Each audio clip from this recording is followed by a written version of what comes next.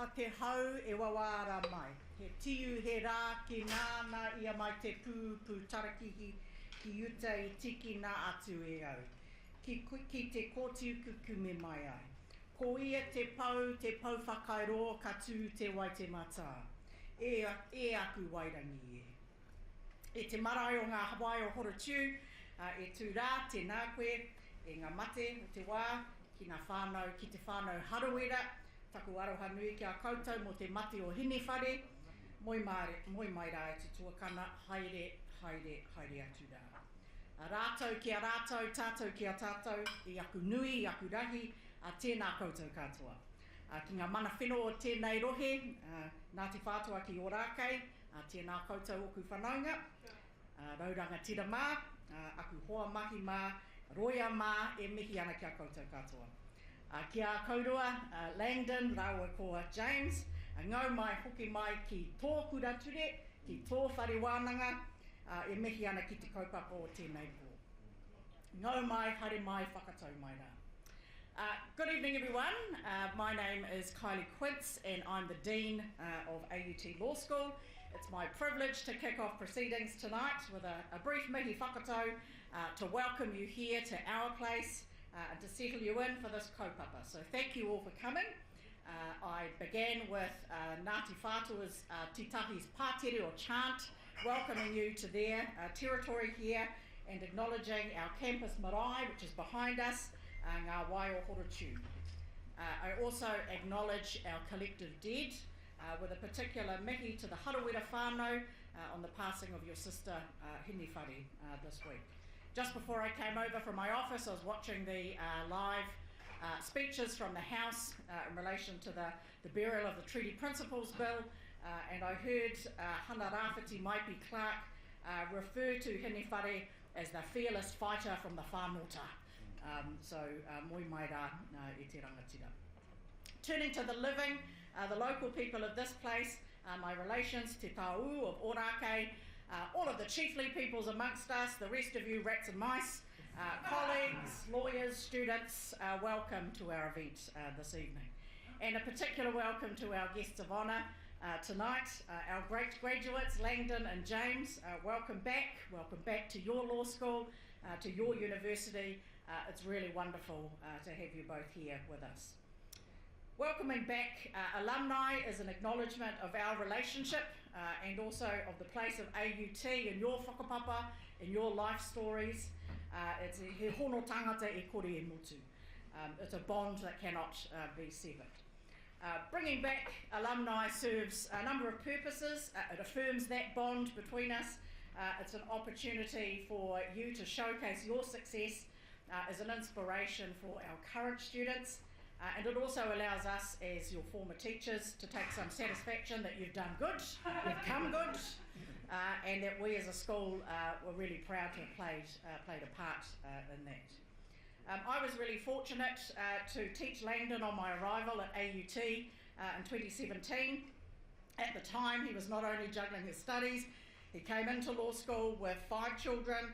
There was another one came when I taught him, and I hear there are more since. So he was juggling his studies, an increasingly large number of uri or descendants. Langdon was then president of the newly established Te Aroture, the Māori Law Students Association. And I got to see him in action mooting for AUT at the National Māori Moot competition the year before, where I got to spend a really great night with our AUT students singing very bad karaoke in a bar in Queenstown. James had graduated the year before I arrived, but maintained really strong connections and friendships to students who were still there, running a lot of exam workshops in his time and continually giving his time and immense skill and knowledge to students. I'm also told that he drafted the Te Aroture Constitution after travelling to Waitangi in 2015 with the Māori students, apparently his very first trip ever to a marae. I'm sure he was keeping a close eye on his shoes, as first-time visitors usually do. Another thing that a mutual friend told me was that whenever one of his friends graduated, James had a tradition of writing them a letter congratulating them on their achievements, which is a real show of aroha and manaaki, which I think is very much part of who you are. So because Langdon, like me, is from Te Whanota, the mighty Taitukido, in closing, I'll reference a northern whakatauki or proverb that I think suits this kaupapa. So where I come from, we say whakatō kumara, whakatipu tangata. You plant kumara and you grow people. So coming to law school is the planting of a seed, and one that is nourished, cared for, fed, watered, mostly at Vesbar, and at the end of that process we've grown people. And we're delighted that two of our harvest have come back to join us tonight. Thank you for coming back. We hope you continue to do so. Tēnā kouroua. I'll now hand over to our wonderful MC for the evening, my trusty sidekick and Deputy Dean, Mike French. So, kei a koe, Mike. Kia ora. Kia ora, Kairi. Thank you very much, and a very warm welcome to you all. It's lovely that you've come out tonight to hear these two distinguished guests talk about their experiences and their journeys through the law. It's always, as Kairi says, great to have our graduates back. It reminds us about why we do this, and most of our graduates succeed, and it's nice to and it's great to have people who've been out in the profession for a while, doing other things for a while, come back and talk about their experiences. So welcome to you, Langdon, and you, James. Just a brief bio of our guests. So Langdon, he specialises in community law, providing comprehensive legal assistance to whānau across family, criminal and civil jurisdictions. And I'm going to get him to talk about more about that a little later. His extensive experience highlights the importance of community-based dispute resolution in culturally significant venues like marae, ensuring equitable outcomes while preserving the mana of all the parties concerned. James began his legal career under the mentorship of a senior criminal barrister, gaining extensive experience in trial and appellate cases across the criminal law spectrum. In 2022, James established his sole practice in Sentinel Chambers, later joining Augusta Chambers. Additionally, James serves as a reserve legal officer in the Royal New Zealand Navy Reserves. So, welcome, gentlemen. Now, both these lads, I'll call them lads, they're still lads to me. I joined us in about 2013. I mean, yours was probably a little bit more staggered start, Langdon, but about 2013, certainly when you two connected in the first year law program. So I think what we'll start off by asking you first of all is, why did you choose to do law, and what was your background? Because they've had very different journeys. James essentially came straight from school. I think it was Linfield College. Yep.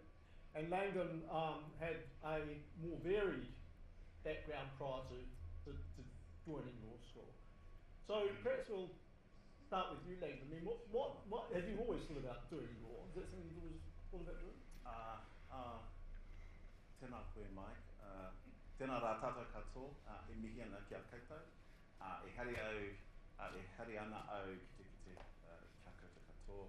E te tuahine, taku whanaunga, tēnā koe mo te mihi I tēnei pō. So kia ora tātou everybody. Thank you for being here this evening. Kia ora, Mike. What's the question again? Oh, you haven't changed it all over.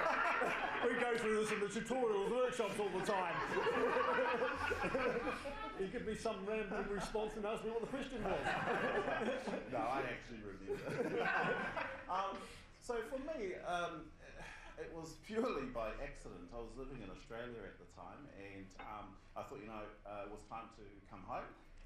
My mum was diagnosed with cancer around 2010, and I thought, okay, what am I going to do? The background, I worked in customs and imports at Brisbane Airport, but my background was quite varied. I was a disc jockey in the Whitsundays, spent a bit of time up there, it's kind of, if you don't know the Whitsundays or Airlie Beach, it's kind of like Paihia but on steroids. It's massive.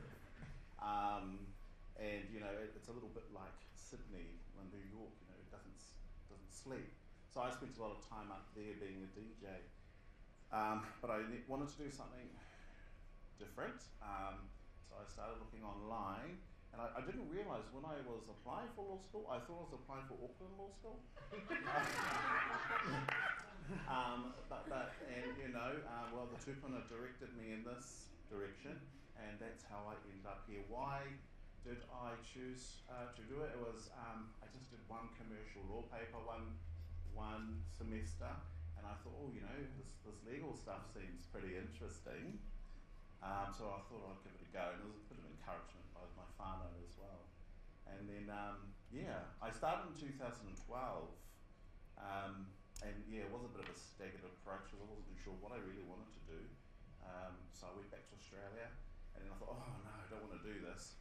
So then I come back in 2013 and met James, and James, he is actually also my moving counsel. We're actually really good buddies. So yeah, that's right. sort of Yeah. a quick intro.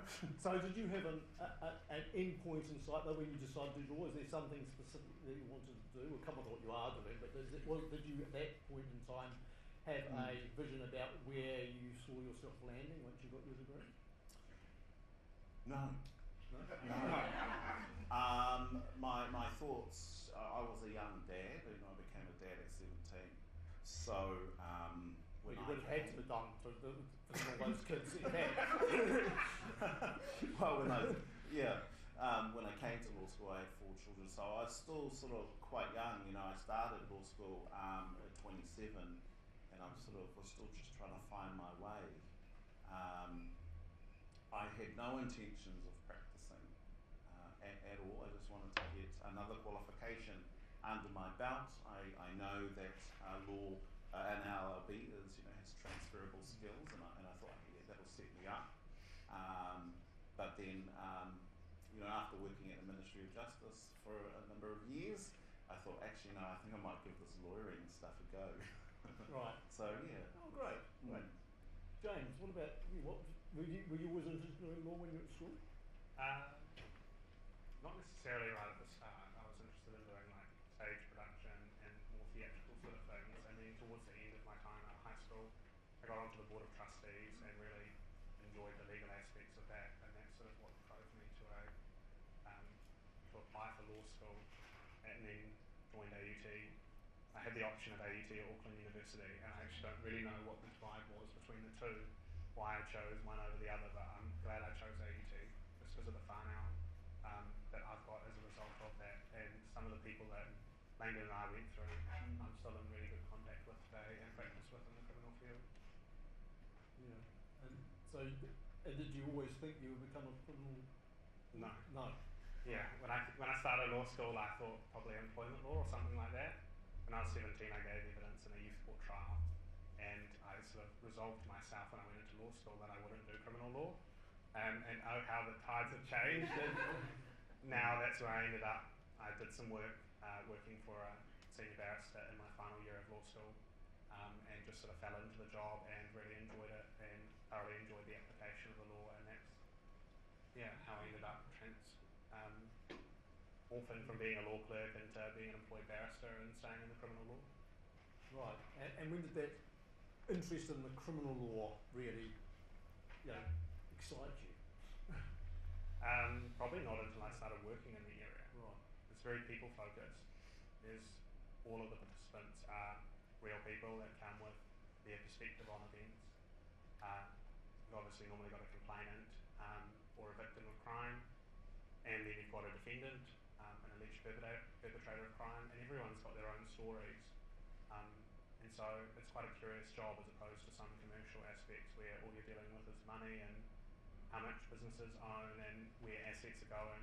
This is very much about people and their stories and the impact on their lives. But then from the legal perspective, criminal law is very black letter. The law is what the law is.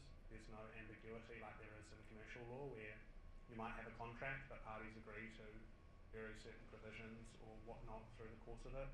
Prosecution, or the state brings the prosecution against you, and you're faced with potentially very serious charges, and you've got no way off that roller coaster as a defendant in a proceeding.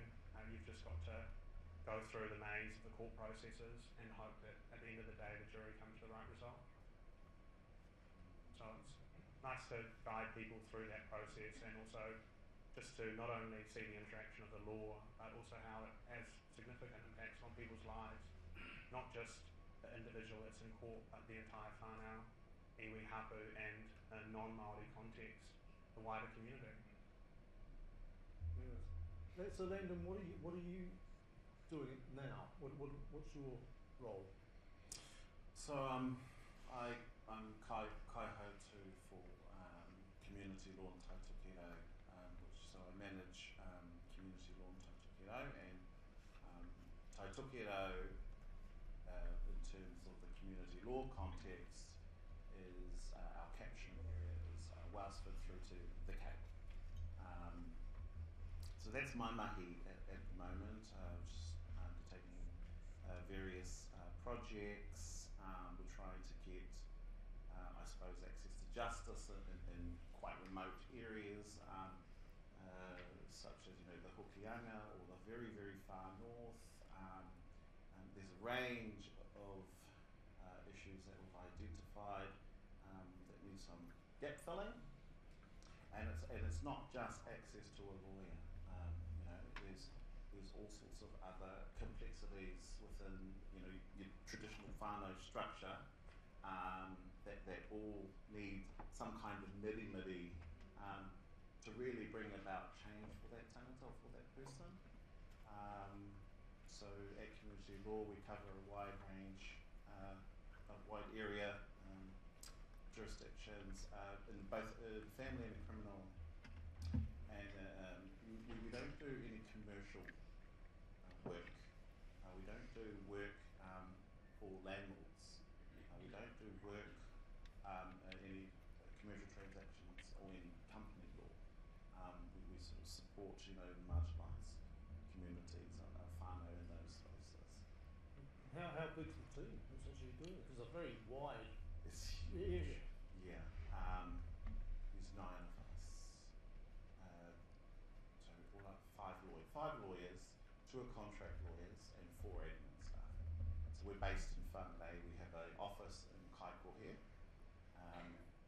and we have partnerships with other NGOs in Dargaville and in Kaitaia. So I was just saying earlier, sending lawyers up to Kaitaia from Whangarei, that's prior to the Mangamuka Gorge was reopened. We had to sort of travel right around the east coast or right around the west coast just to get to Kaitaia. It was about a 6-hour round trip. So sending one lawyer up just wasn't feasible, and then sending a number of lawyers up was quite expensive. Wow. Yeah. But what we do now is we just provide AVM links for whānau to come in into Kaitaia. But then there's still a huge gap, because you've got Kaitaia, then you've got all of the towns up to Cape Reinga, which are full of whānau in those vulnerable, marginalised communities. Incidentally, you mentioned before that James is your moving counsel. Nice. I think you were admitted on marae. Yes. You want to say something about Oh, that? Because yeah. does that happen very often? No, so the last time it may have happened, the ministry wasn't sure, was back in the 1940s.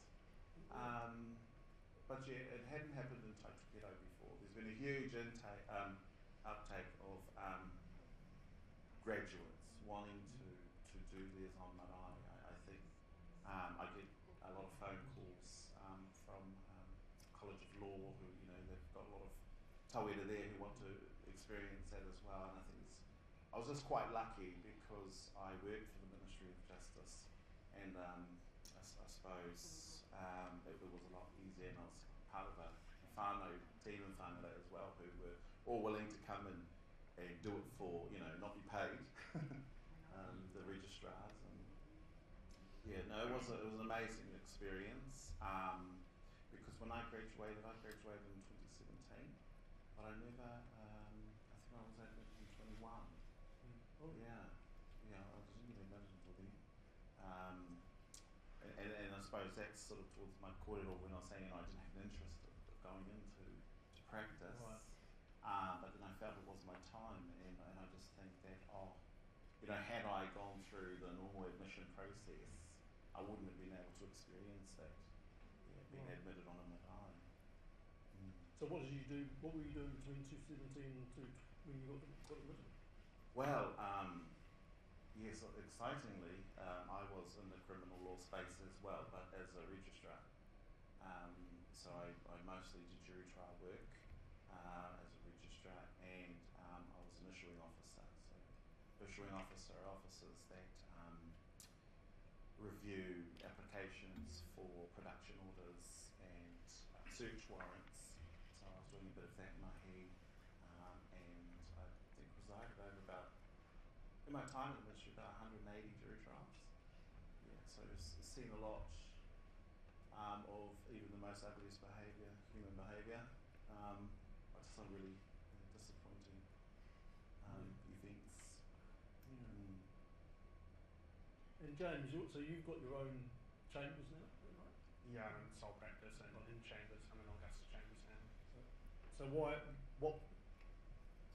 did you make that move to go out on your own way?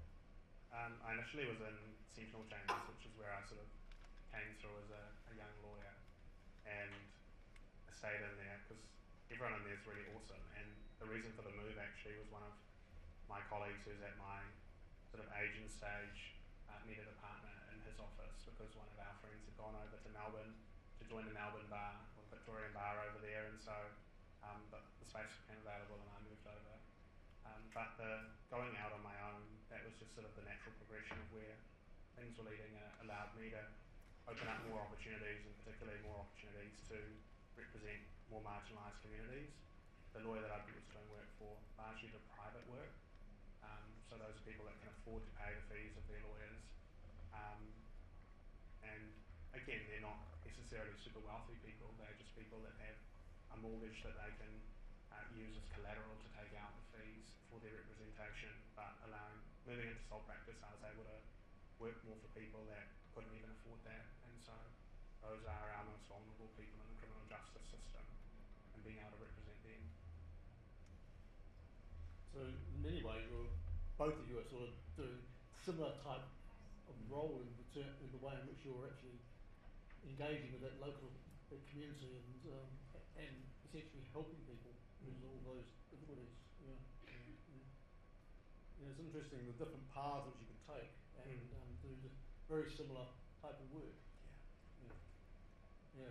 And you wouldn't be tempted then to go into back to practice? Yeah. I'm really happy where I am at the moment.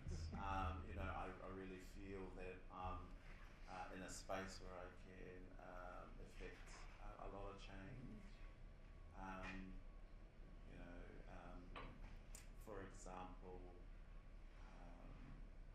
like tonight, we've put on a succession webinar for Tai Tokedo, but it's spread across the country, and we've got over 200 people on that webinar that starts at 7 in terms of, I suppose, providing education to whānau in terms of how they can make succession applications for whenua Māori claims, or whenua Māori in the Māori Land Court. So just being able to provide those sorts of that sort of education out to whānau in a wide scale.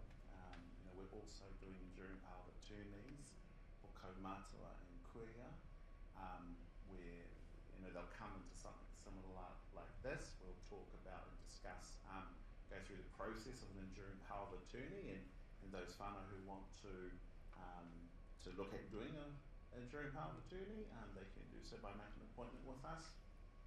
And it's they were free, but they're about like $170. You go to private practices, you're looking well over $1,000 for both. And what that essentially does is there's been a huge push by the DHBs in Northland, and we're getting a lot of inquiries from whānau wanting enduring power of attorney, which is great because, you know, if you don't have that enduring power of attorney and you suddenly lose capacity, then what happens? We've got to go down a triple PR application process. You know, what does that do? Well, that clogs an already clogged court system. Allowing our kaumātua and koea to hand their mana over to someone that they want to in that event, rather than having judge make the decision. So we can affect a lot of change in that respect across Tautogero. James, I want to ask you about another facet of your career, which is the Naval Reserve. Yeah. So can you tell us a little bit about that? Yeah, I joined up the reserves once I'd started practice, and undertook training. It was part-time training with the Navy and with other reservists as well. So I did all of the core mariner skills, basic leadership skills to become a naval officer, and then since graduating, I've worked in the legal space within defence.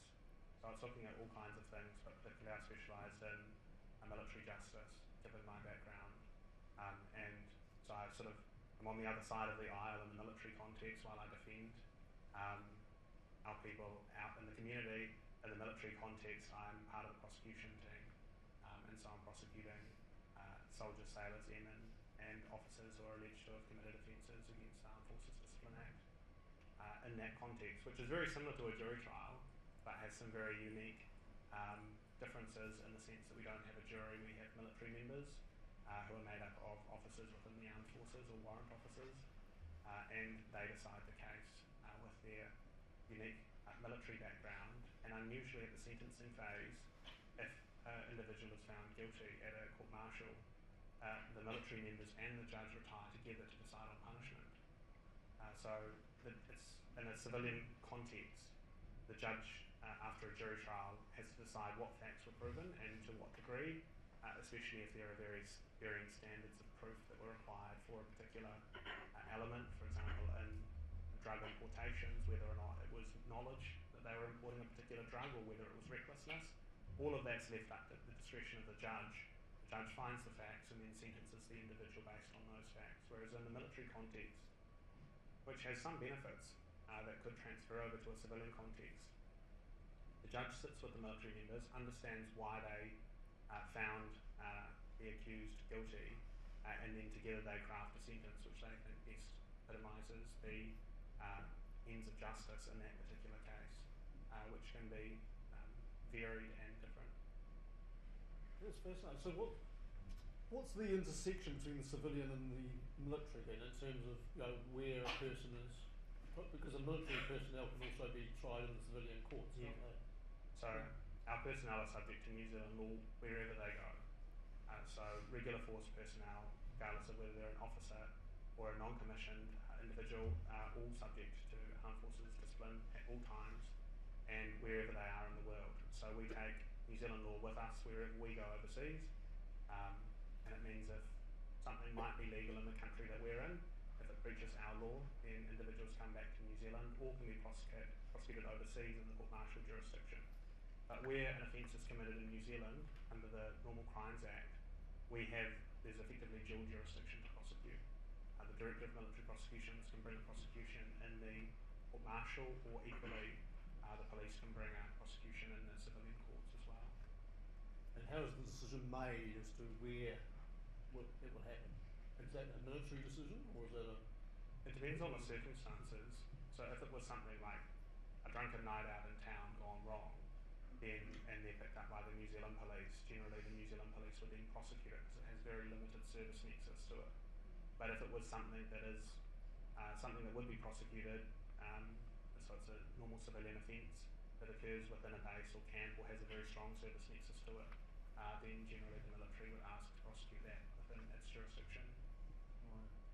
And is there in terms of the sentencing, would that be pretty similar depending on between the two jurisdictions, or? There's some quirks to sentencing in the military jurisdiction. So it limits the court for more serious offences. So there's imprisonment, and then the next step down from imprisonment is a term of detention at the Services Correctional Establishment in Burnham, Christchurch, and that's basically just kind of like prison, but very different. Instead of being locked in a cell all day, you're pretty much out of your cell all day, doing PT, drill, all sorts of things that you would expect of military people. It's basically like going back to basic training for the term that you're there, and then steps down from there are very military-specific offences like stoppage of leave, confinement to barracks, and that sort of thing. So there's no, in the civilian sentencing jurisdiction, you go imprisonment at the start, and then steps down from imprisonment are like home detention, 24/7 curfew at home, then community detention, which is a nighttime curfew, community work, supervision, but we don't have those range of punishments available in the court-martial jurisdiction. I mean, you both seem pretty happy with the sort of positions you've ended up in, but looking forward, I mean, do you see yourselves moving into different types of roles or doing something different in the future? Would you anticipate sort of staying in that sort of... Yeah, I think why I went into the military in the first place, because I was already in practice at that point, so this is all on top of the practice that I'm doing. It was because it was something a bit different. It's a bit more unique, and there's the opportunity to do some awesome things. In my day job, I get to protect individuals against the arm of the state and the powers that are getting used by the state to prosecute individuals, and to represent them as fiercely as I can in court. And then in the military context, I get to look at protecting the wider New Zealand and the values that we have, because if we didn't have a defence force that was protecting us, should the need arise, then we would lose those values. And so New Zealand is uniquely placed. We have a very unique culture over here that's really important that we keep and maintain as our own culture, as opposed to being subject to someone else's viewpoint on how we should do things. And then you sort of moving out of the sort of space you're at the moment? No, but my door is always open, Hemi, to come and to join us in Taitokerau. No, I'm really comfortable working in the grassroots space with our whānau. I am looking towards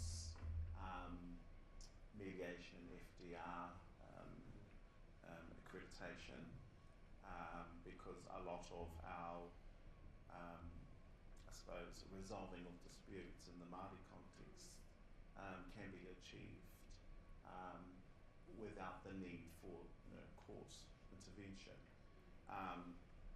Particularly, we get quite a few matters that come through where, like, a particular person wants a protection order. Let's say it's a sister who was was hit by her brother, and in the context of disputes with whenua Māori, whether or not that's appropriate in the instance to even apply for a protection order. So what my team and I look to do is try and see if we can help miri or resolve the whenua Māori issues, rather than just like, okay, we'll do it. We talk about, we talk with them, of course, and we see if that's what they actually want to do. And 9 times out of 10, that's what the whānau want to do. They just want to resolve the hara, or they want to resolve the issues, and then so they can live happily ever after. Amen. But that's the sort of stuff that I want to get into. That's fascinating, and it's really, really interesting in the context of what's happening in legal education in New Zealand currently. Because the council, as you will be aware, the Council of Legal Education has mandated that all law schools should introduce tikanga into the law degree. So I'd be really interested in your perspectives on that. I mean, we're embracing it at AUT. I think all law schools are embracing it. I mean, there's some differences in the way that's going to be implemented across the law schools, but you might also be aware that that regulation was challenged, and the decision about that came out quite recently, just earlier this week. So, that will happen, but I'd be interested to see, or get your perspectives on that development in New Zealand legal education. I think we all know that Māori had our own way and our own systems and value systems of dealing with things, and one of those things is ho Aotearoa, sort of a mediated process between the parties, really trying to come to some kind of resolution. And a lot of the time, the issue at heart, there's these underlying issues that need to be dealt with before they can arrive at some coming together to resolve that dispute. So in a Māori context, it can be complex. So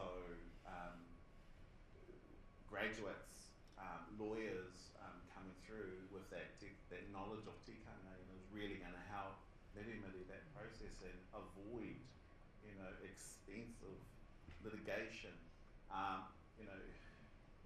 In the family court context, handing as a parent, handing your mana over to the judge to decide what's going to happen to your children. That's why they have the whole FDR process, the mediation process, try and sort it out down here. It's all about education, I think, as well. Try and educate those whānau, and that's what we do in our mahi. It's like, well, do you really want to pass your mana over to this stranger to make these decisions? Just talk. Yeah. So we try and mitigate that process. John, do you have any views on, because you have, it's not something that was part of the law degree, overtly when you went, when both of you went. Well, I think if you look at it at a fundamental level, what are we teaching? We're teaching law. And the Supreme Court has been very clear that tikanga is part of the law of New Zealand. And yes, this isn't the law of Great Britain, this isn't the law of Australia. We are a unique country and we need to set our own way forward and path forward, and the law school should be teaching all law. And where tikanga is so important to a cultural foundation for New Zealand, and it is both for Māori and non-Māori. Tikanga has benefits for everyone, and a lot of it is interwoven into our everyday lives and we just don't necessarily notice it. But it has significant value and understanding as practitioners who come to represent people that are in court, where those people come from. And it's not necessarily just people who are Māori, but it's understanding people who are from different cultures to who we are. You might be, like myself, a Pākehā practitioner, and I have a very different perception of the world, just not necessarily based on my ethnicity, but my upbringing. And if we are to represent people in the way that we need to be able to deliver people effective access to justice, we need to understand their different circumstances. And in a multicultural society like New Zealand, a very good first step is understanding tikanga and how that interplays with people who are brought up in Te Ao Māori and the values that they hold, and also the way that they want to see the system work and integrate. And I was part of a court proceeding 2 years ago where the pre-trial argument tikanga was raised as an argument in support of why certain evidence should be ruled inadmissible. And we are seeing it enter the courtrooms more and more, and it's important that young lawyers who enter the profession are well educated. For example, some of my older colleagues don't have as intimate understanding of the New Zealand Bill of Rights Act as Langdon and myself do, as more recent graduates, where there has been a range of jurisprudence over many years, and we've been taught that right from day dot. And if we start teaching our students from day dot, these are developments in the law around tikanga and how we in New Zealand acknowledge that, then they enter the profession understanding that. And so there's then this discrepancy for us in the profession, and particularly speaking for myself, of, well, I need to upskill on that. And that's an area of the law that I'm falling short of at the moment, because it permeates all areas of the law. Unlike tort or contract or criminal, which might be very siloed, it is across all of them, and all practitioners need to understand how that interplays into their practice. Your Kylie, we've got 2 guest speakers for Laws 510. Excellent. And 2 master's students. Let's move away from your practice interest now and talk a bit about what goes on in your lives outside the law. Well, it might involve the law, of course, what goes on in your life, but what, outside of work, what do you like to get involved in? 10 kids? Yeah. I spend a lot of time working in the hapu space, which has its own challenges. You know, we're dealing, with Crown entities. We're dealing with local governments. We're dealing with overlapping hapu over our tribal boundaries. So in my spare time, which I don't actually have, I place myself in the space of hapu because I suppose what I'm trying to achieve in the little time that I have, spare time that I have, is create a space where my children, yes, 10 of them, can thrive. Can thrive. So we don't get a lot of sleep. I have meetings at 1 in the morning, 2 in the morning sometimes, and quite busy. Children, juggling life is difficult in itself. But I think I've become a bit of a master at it. When you have children at multiple schools, I'm pretty on multitasker. I don't get a lot of time to myself, and when I do, it's just a trip down to the pine nest to get a good rub. On the neck and shoulders.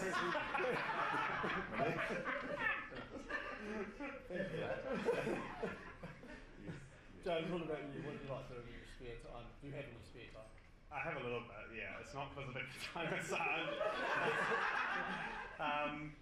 but it's, normally a lot of time I spend with colleagues after work and we discuss our cases, and it's a way of sort of us sort of addressing some of the issues that come up. A lot of the issues that we deal with are very heavy issues.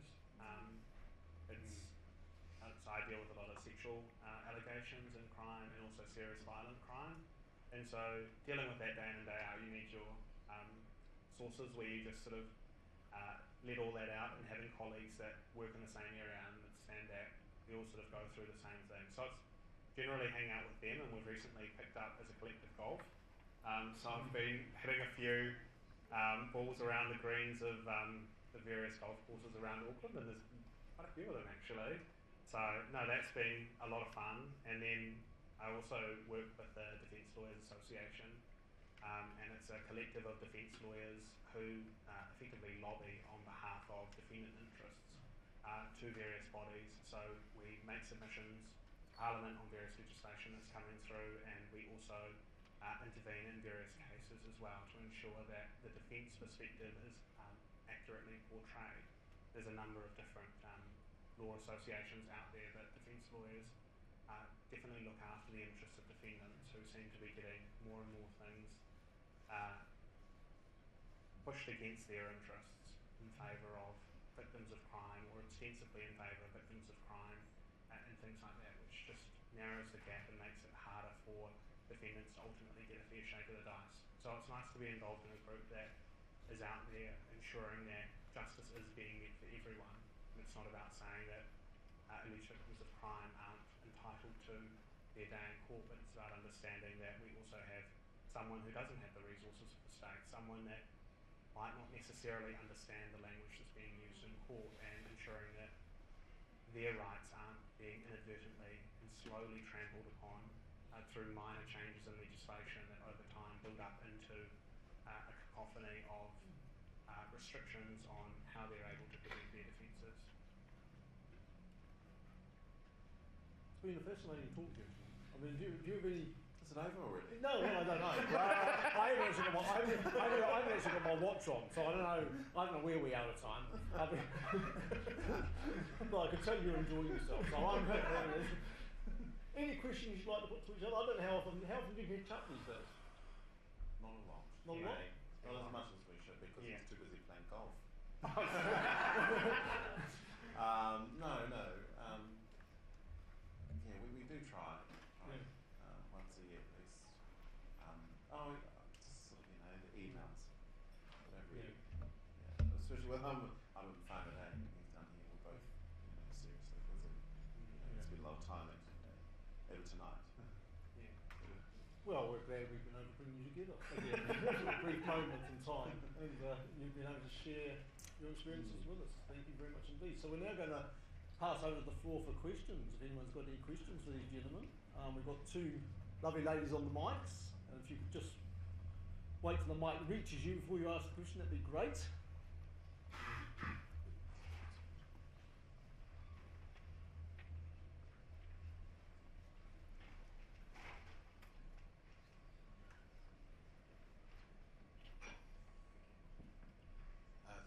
Thanks for taking us through your backgrounds. That was really interesting. I've found your experiences really, really interesting. For a potentially new lawyer, how do you build resilience? Because I've heard a lot of stories, and it sounds like you get a lot of trauma and a lot of stress as you build your experience up. So how do you each build resilience so that you can do your job most effectively without losing your momentum? I think my role is probably on the higher end of the trauma spectrum in terms of the stuff that I deal with, and I think that the most important way is actually having colleagues that I can discuss it with, and it's not necessarily people within the same practice. So when I was a junior barrister, I was employed by a senior barrister, but I was within a chambers, and so there were a number of juniors that we could talk within chambers about things, and then having other colleagues that had come out.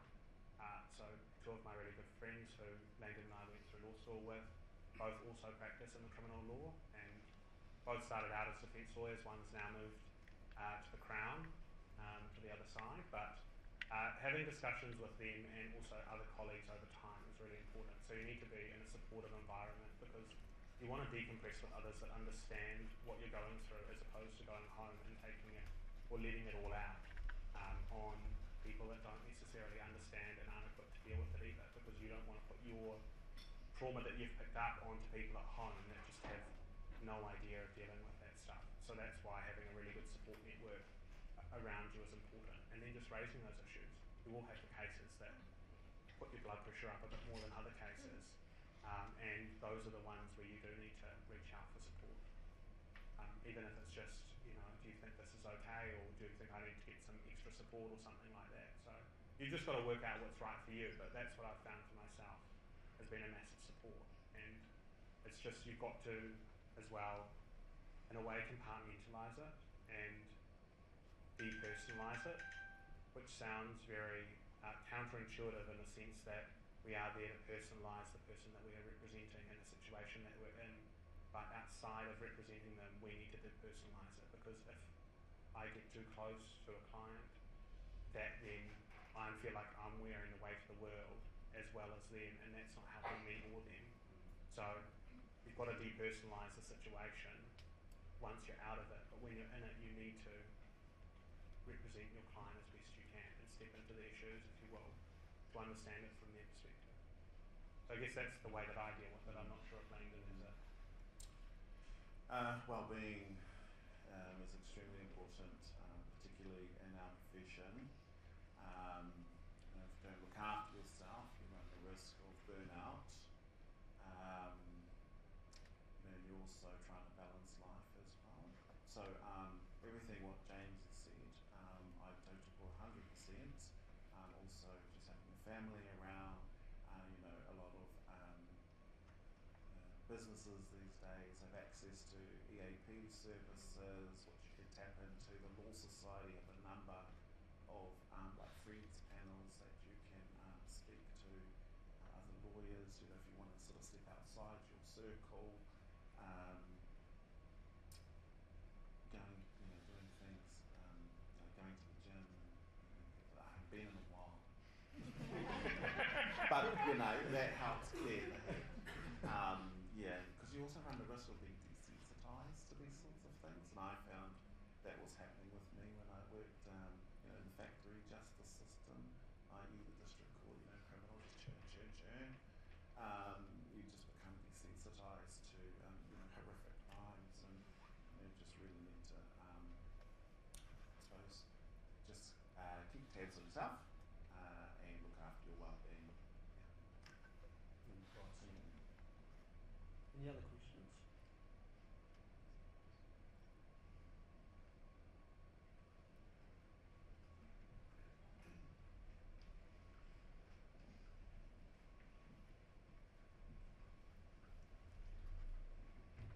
Thank you for your really wonderful talk just now, and I really appreciate the sacrifices you've made for serving New Zealand. Thank you. So looking at it in a slightly different perspective, coming up to the Easter week, all around the world they'll be telling about this sham trial where, before the crucifixion of Jesus Christ, when Pilate asked Jesus, what is truth? And watching for the last 4 years, trial after trial against Trump, all dismissed, and then lawyers giving their perspective. So, question to James: when it comes to your military trials, when it comes to because our military defend New Zealand, can you clarify when you said that the jury, because I've served on the jury, is that taken from the local civilian or from the military? For a court martial, it's from officers. So it depends on the rank of the individual. If it's a non-commissioned individual, then it's a collection of officers and can be a warrant officer. If it's an officer, then it has to be all other officers. And they need to be higher in rank than the individual that's being tried. It depends on for a normal offence, it's 3 officers. If it's a serious offence of a maximum penalty of 20 years or more, then it has to be a 5-officer court martial. So it's different to the criminal justice system in the sense that that is a randomly selected jury that can't have any knowledge of the case, and somewhat counterintuitively in the military justice system, we have people that have an intimate understanding of how the military works. But that's also really important in ensuring that what might be objectively seen as not that serious but has a very important military purpose to it is accurately understood. And so something that might be an offence, military members might not consider that in the circumstances it needs to be punished in that way.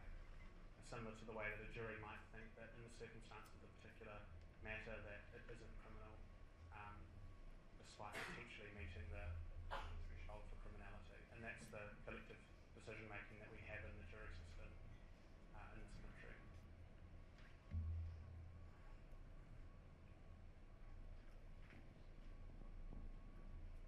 Hello. First, I just want to comment on the amount of compassion that I hear, the hearts that I hear both of you speaking with. It's admirable. So, on the other side of the human element is, of course, the technology element, which is the double-edged sword. Noted the 200 people that are coming together in a web forum later on, which is a wonderful use of technology, but in the day and age that we're living in now, we kind of have to address AI. So, just a comment, any indication on how you guys are adapting that or avoiding it, or what is the position in your practices as you're going forward? Thank you. Good question. Well, we haven't really stepped into that space just yet at our grassroots level. It might be something that's helpful in the commercial space, perhaps. Yeah, I mean, do you have any experiences in? I certainly wouldn't use AI to produce any court documents. I know there's like a few decisions floating around in the United States where lawyers have produced court documents and fictional cases have been created. So I certainly don't use it in my work at all, even for understanding what the law is. I go out there and do the research myself. James, do you ever have self-represented litigants, or who they come to you and they say, oh, I found this on ChatGPT and it's this fake cases? Because I had my grad spend an hour trying to find cases that didn't exist. I haven't had that yet, no. Oh, well, welcome. we don't even get whānau who look into those things either. That come, just for the basic things like tenancy. But what I am aware of is the changes with both LexisNexis and Westlaw with the use of AI. I don't know how it works just yet, but I'm sure it'll be quite smart, intelligent enough to just look within its own Westlaw database and hopefully not make up cases, because then we'll all be stuffed.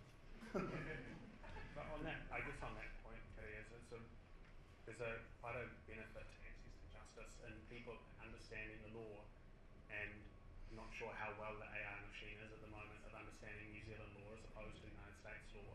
And there's been criminal trials where, for example, jurors have researched what a particular offence is meant to be, and they've looked up the offence in an individual state over in the United States, which is very different to the law in New Zealand. And so there's that difficulty, but at a base level it may provide individuals with greater information on how the criminal justice system works, or other parts of the justice system, to allow them to better understand when they might want to bring a claim. Certainly in the criminal space recently, the courts have put online bench book that is used by judges for criminal cases. It's largely used in the process of summing up to a jury, but it outlines all criminal offences that are trialable before a jury, and all the elements and everything. And so there is a wider access to justice there. It'll just be when all that information is summed up by AI. And when AI ultimately spits all that out for the individual user. And I just don't know where we are in the New Zealand context yet.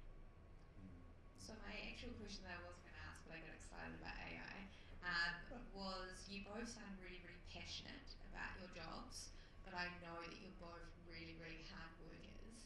If a lot of people in this room are law students, or maybe in their first couple of years of law, what would you say to them about passion and the law, and like how important that is?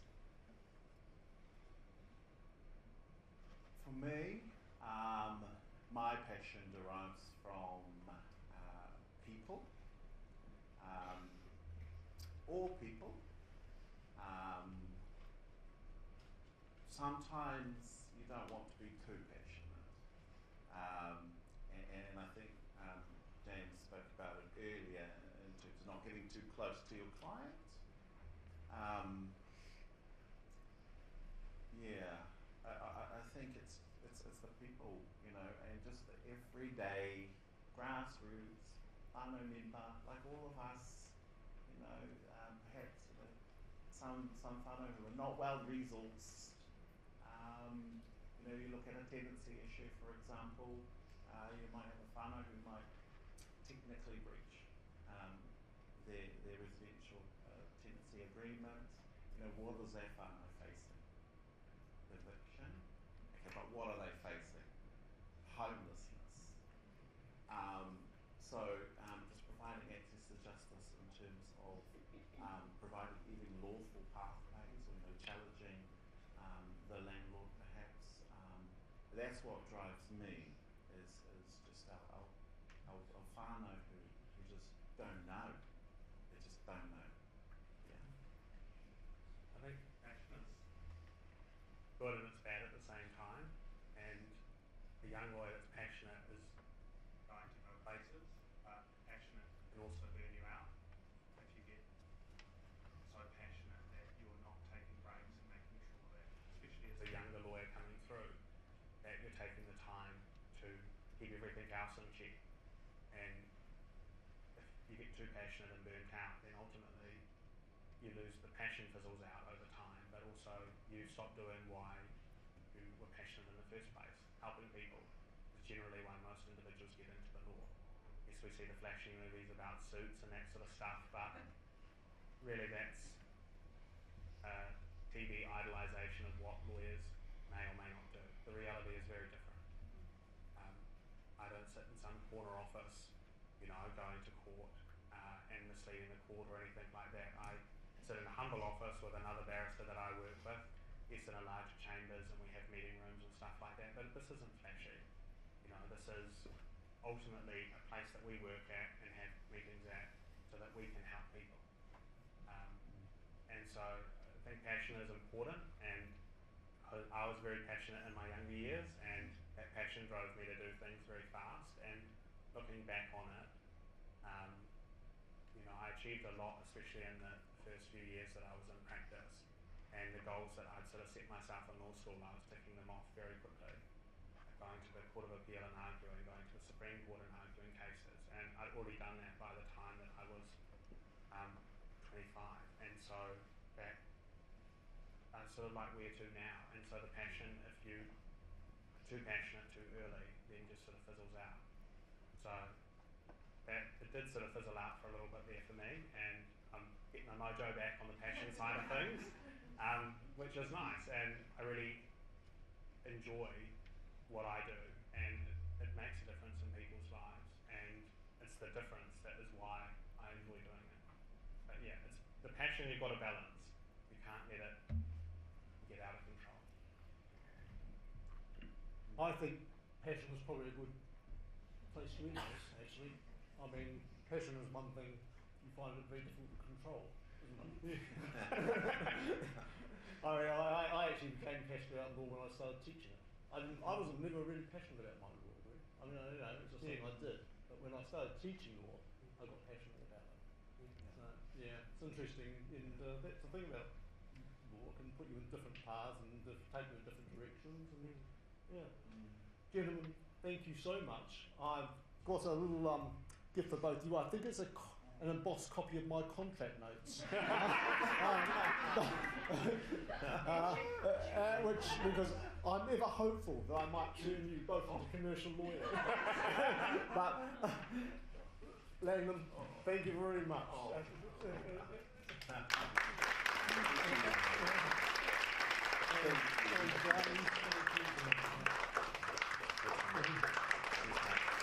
Thank you.